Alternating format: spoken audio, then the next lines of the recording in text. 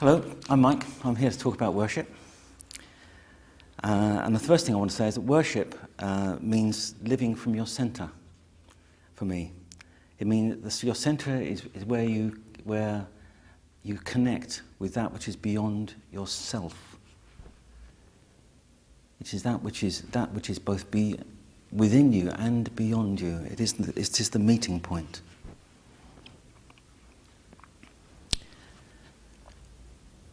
I grew up not in a church family. They weren't interested at all. And it wasn't until I went to the Boys Brigade that I got any sort of notion of religious teaching. That was pretty useful. The guy was very good at explaining things in a way that suited us boys. And I found myself a very thoughtful sort of person and willing to chew these things over. And it became increasingly important to me to understand what it was that the Christian church was saying. As I progressed with this, there did come a particular moment of a kind of revelation, really, an experience of what some people would call the Holy Spirit,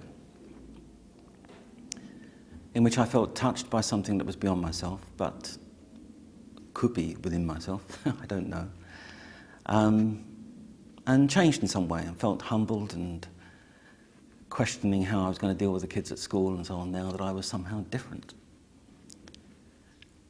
But it didn't bring any of the dogma with it. I never did understand and agree with the dogma that went along with the Christian teaching. I was just pretty much hooked on what Jesus was saying and what he was living and the way he was being, and the way that interpreted to me and what it meant to us to try and live out the same sort of values.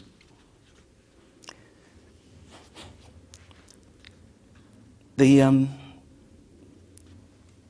living that wholly, as it were, meant that I turned away from one form of work that I was headed for, and I found myself in teaching. And one example of, there was a time when I went and asked the local divisional head of what was then the ILEA, Division 9, I said to him, "Have you got a really tough job?" He said, "Why are you asking for a tough job?" I said, "Well, I think I've got the resources somehow to deal with it." So he sent me to a school for maladjusted children. He said, "You'll get a free psychological checkup when you do this as well." So that was all very good. And there you really had to work with these kids and take the punishment which they handed out to some extent as a way of buying back the kind of damage that they'd received when they were younger. And I spent a lot of time in the chapel of the hospital next door. Now, it has to be said that the other teachers didn't necessarily do the same thing, but that's what I was doing. Then, whilst I was doing that, I came across Quakers. And came across Quakers really because I was just curious, and I'd never found a church that seemed to me to fit in. So, or at least I seemed to fit in. And there I found I could be completely myself. I could worship with integrity. I didn't have to do anything which I didn't want to do, and I could do what I naturally seemed to want to do, which was to be a kind of contemplative within a group, down that sort of line of things anyway. Rather than active, I wanted to be more quiet and at home and at one with what I knew as the Spirit. So that was a wonderful thing to find friends, and a group that I felt was like me, as it were. Although, of course, it really wasn't. I was like them. As time went on, I began to express myself in different ways, developing the ways in which I spoke about worship. And I now sort of talk in terms of being in relationship with a kind of energy. A positive energy, which is simple and constant and timeless. It's infinite. It's impersonal, and it's immediate.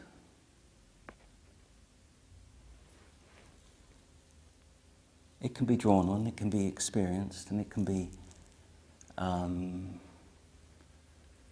You can try to access it, but accessing it is a kind of a letting go.